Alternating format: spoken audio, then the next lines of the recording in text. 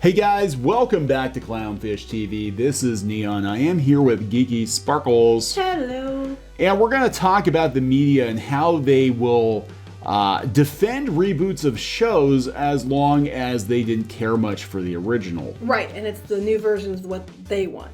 Yeah, so this is a pretty interesting read. We're talking about the Winx Saga, Winx Club being the live-action remake that nobody wanted, nobody asked for on Netflix, being kind of thrown under the bus by IO9. However, the same author spent an awful lot of time defending She-Ra on IO9 and other places. And we've seen this before. It depends on whether or not this IP means anything to the author as to whether or not they're for or against a massive overhaul.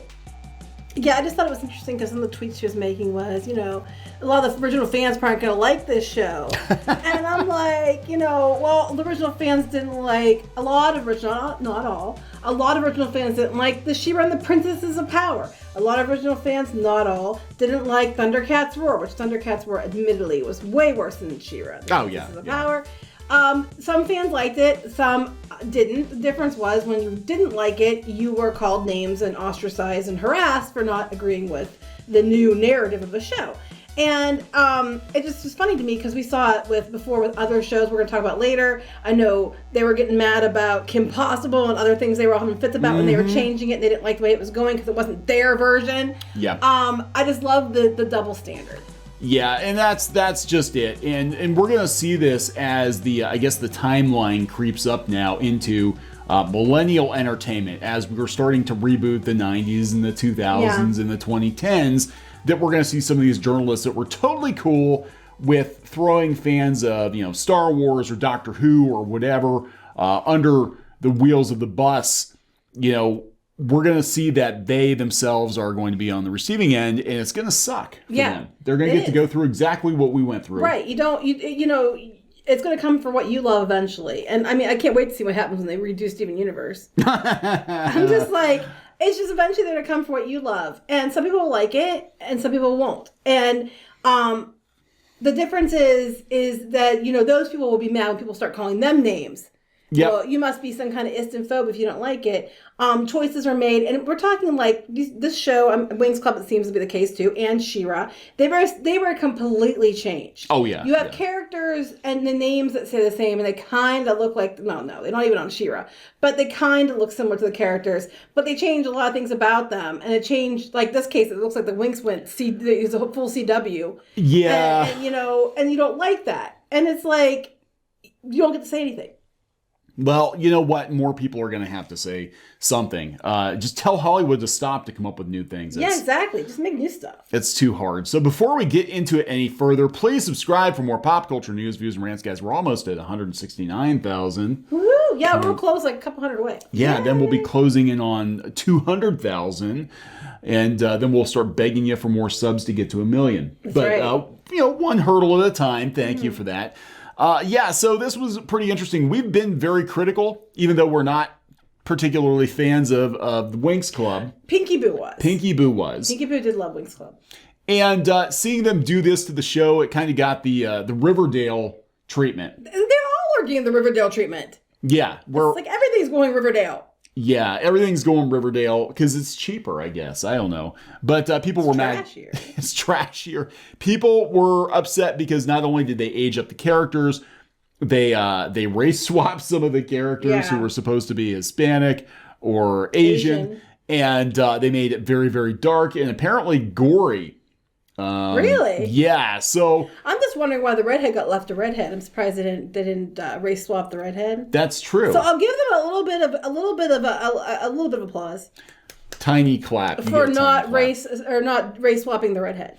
So that doesn't happen very much. But I got to point out here, again, this is coming from Beth Elderkin, who is, I believe she is an editor on IO9, which is now just part of Gizmodo. It used to be its own website, but now it's just getting absorbed. Because they all were doing shit. They they rolled them all in together into one. Yeah, Newsarama, same thing. They became part of Games Radar. Now, I don't personally have anything against Beth Elderkin, but it was kind of interesting. You were sending me her tweets and were blocked. and she's got a She-Ra. Yeah. She's got a She-Ra. No, don't know this person. avatar Never here. spoke to this person. Never talked to her. But, because we don't have the right opinion, we can't have that. You can't listen. Listen to my opinion as they don't listen to yours. Yeah, it kind of reminds me. Sorry, go ahead. Oh, no, you know the story I'm going to talk about, right? No. The Jehovah's Witnesses? Oh, that was, okay, yeah. So I was telling Squid King about this. Side story here. The Jehovah's Witnesses wouldn't leave us alone. They kept coming to the We have house. nothing against Jehovah's Witnesses. No, nothing at all. We were in the middle of doing a garage sale and we were busy. We were busy, and they kept coming. It wasn't just a one-time thing. They kept coming in the house, giving us literature, wanted to have a conversation. It's like, clearly this is not a good time. So finally the one girl came, and we prepared. Into the garage sale. Into the garage sale. We had prepared at this point. We went out and bought a stack of those, those little Jack Chick comics, the tracks. And this one was like an anti-Jehovah's Witness one, just to troll. And she said, well, here, have another one of my books. And I said, you know what? We've got books too. Take one of ours. And she looked mortified, like, what? And she had to go out to the car and ask her elder whether or not she was allowed to take a book. He said no. I said, well, if you can't take one of our books, we can't take one of yours. That was the last time the Jehovah's Witnesses ever came to our house. Right. And I mean, it sounds douchey in retrospect. It but was. It was like, I mean, when I say they were here a lot, they were here a lot. All that time. And then we were clearly in the middle of a garage sale. Like, it was clearly that we were busy and having a garage sale, and they still were trying to come in. That's when we were like, no, that's enough. But, it's this whole idea, and I was thinking more Twitter, but it's this whole idea where you have to listen to, their idea of respect opinions is respect my opinion, but I'm going to block you if you don't say exactly what I want you to say. And like, we ran into this, I was going to say with the Marvel thing, we had a lot of friends who were comic people, and some of them we actually knew, like, actually in person, have met in person, have hung out in person, helped them get jobs, etc. That as soon as Kneon had questions about Marvel's sales numbers, they immediately blocked him, unfollowed him, ostracized him and we had no idea. We didn't know anything about Comicsgate going on. We just asked a simple question. And the next thing you know, all our friends are blocking us. So now we speak out against this shit. So you can actually say you made your own demon because you're the ones who just assumed and then blocked us instead of listening to what we had to say. And then now we're calling all your shit out. So it's like you need to respect everybody's opinion and not just yours, and then stop blocking everybody. Yeah, had the comic book industry not collectively, there were some like kind of low-key threats and some other shit going on, done what they'd done behind the scenes, there probably would not be a Clownfish TV in its current form. So You're welcome. Right. Thank you, so, by the way. I'm just like, I don't block somebody unless they're deliberately being belligerent or they're being douches. And even then, it's like a last resort for me. But I love this because they might not agree with me and they might say something that I don't like. So I'm just going to put a whole block list out here. Like this Beth chick who we've never interacted with ever in our lives. She doesn't know us. I don't know her. I don't always agree with her, but I don't block her because she has a different opinion than me because, I'm an adult and that's what adults do. Well, in this case, I actually agree with her opinion on Winx Club, but again, we see the difference between something like this and something like She-Ra or Buffy or something that means something to millennials. There's a difference. She-Ra is just an 80s thing. We saw this before with Star Wars. It doesn't matter. It's an old 70s thing for the man babies. Change it however you want to. It needs to be more inclusive. It needs to be different. It needs to be more current year, but don't touch my stuff. Right. We can break your toys, but don't break my toys. I can break yours, and it's not break. I can take your toys, and I can change them and make them however I want, but you're not allowed to touch mine. And before you can, I'm going to block you so you can't even listen to what I have to say or see me, so I don't have to listen to anything you have to say either. Even though it's funny because I'm not blocked. Yeah, well, maybe she didn't. I will be now. Yeah, probably. So anyway, I agree for the most part. I mean, we didn't watch this, but just the premise was like, it looked horrible. Like, what the hell were you thinking? And they said that, can you turn a show for preschoolers? It wasn't a show for preschoolers. We'll talk. She actually does. She does point that out. Okay, you better clarify that because it wasn't. Can you turn a show for preschoolers into a sexy teen drama? All wings point to no. And the question is just because you can, should you?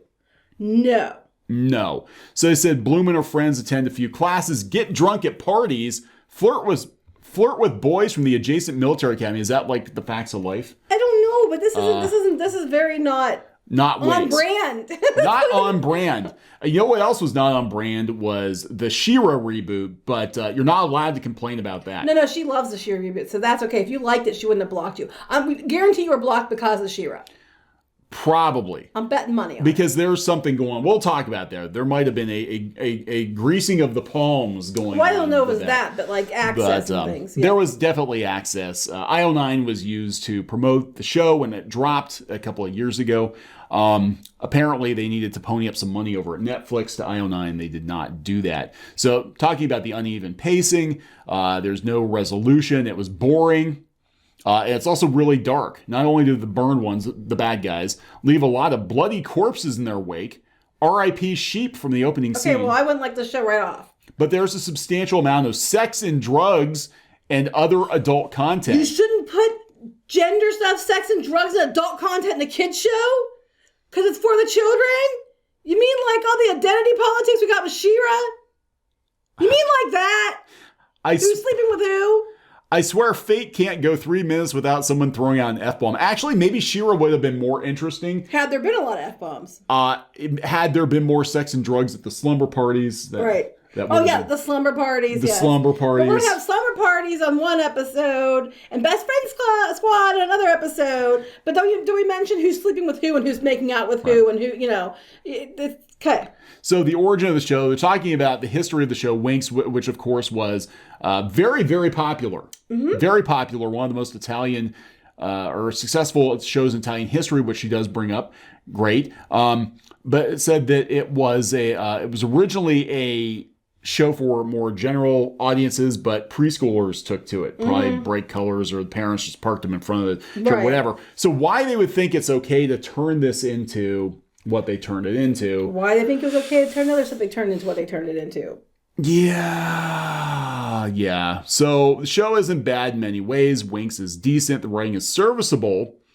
Because it has a person that did Vampire Diaries. It's basically CW shit. Yeah. It's more CW shit because it's CW shit. The show has some diversity issues that need to be addressed in the second season. They kind of diversified. Yeah, they did. And I don't agree. I did think that was kind of crap. Overall, Winx just never manages to spark. It would be bad enough under normal circumstances, but given how low the show has been promoted by Netflix and how far it strays from the show that kids grew up with. How far it strays from the show that kids grew up with. It's no Kippo and the Wonder Beasts. Word of mouth. But is there prom? There's no prom episode. Oh, no, they're in college now, so whatever. Okay. So if they had been in high school, there would be prom. So, yeah, a lot of these criticisms, I get this is a totally, it is kind of apples to oranges because we're talking a dark and gritty live action show based on a kid's show. But the fact that you took an existing property that had a huge fan base and turned it into something it wasn't, you should be allowed to complain about it because it's for a whole new audience. Especially when this person does things like, it's strong, brave, and damn near perfect. Damn near perfect. She-Ra. It's damn near perfect. Here's more articles by Beth promoting She-Ra. She-Ra and the Princess of Power's team share the importance of equality. Right. Because that wasn't in the original show. No. So, yeah, I know, right? So, here's the thing. It's like there is a definite double standard here, which is what I'm pointing out.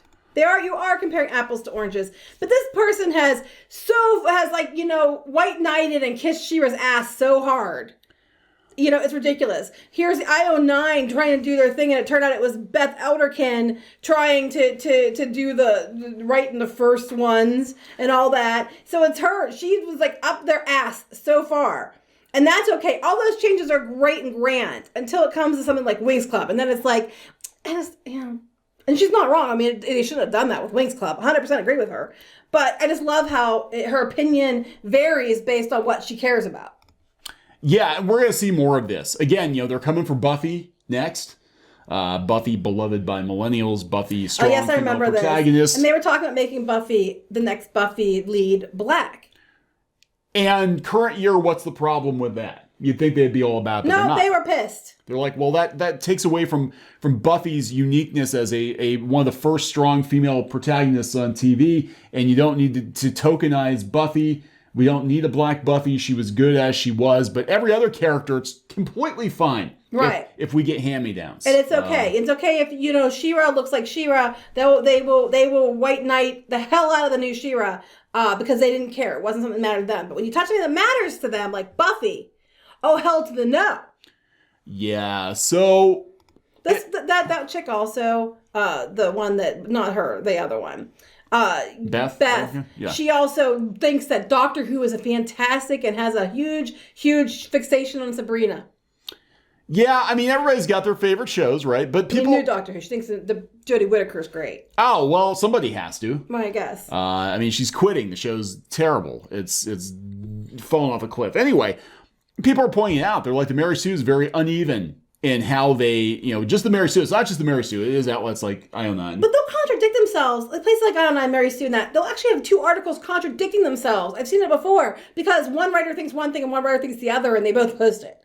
Yeah, it's whatever they gets hits. They contradict themselves all the time. I think they need to be, these sites, IO9 and the Mary Sue, whatever, they're basically Tumblr blogs with advertising. Mm-hmm. I mean, they are. They're not really news sources.